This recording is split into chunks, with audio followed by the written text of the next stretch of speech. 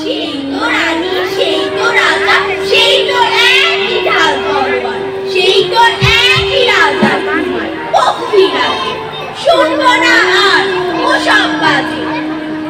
আমি বললাম, তোমার জন্য নতুন করে লিখব তবে। ছেলেটা নাম কি রে তোর?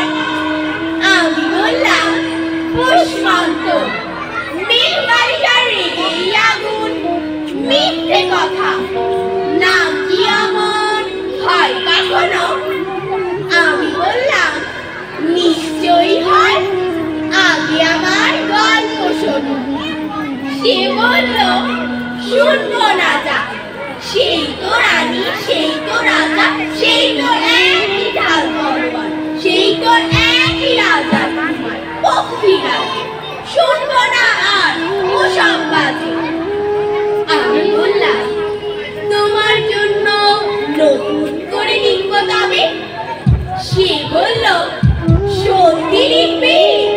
বেশ, তাহলে মস্ত করে লিখতে হবে, মনে থাকবে, লিখে কিন্তু আমায় দিবি। আমি বললাম, তোমার জন্য লিখতে পারি এক পৃথিবী। লিখতে লিখতে লেখা যখন সবে মাত্র 2-4 পাতা, খুঁজতে চলে গেলাম ছোটবেলার মেঘের মাঠে। গিয়েই দেখি চেনা মুখ তো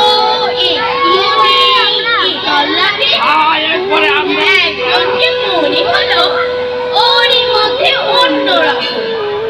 এগিয়ে গিয়ে বইটাকে তুলে আমারও সব মনে তুলে আমি বললাম, তুমি আমায় লেখার কথা বলেছিলে,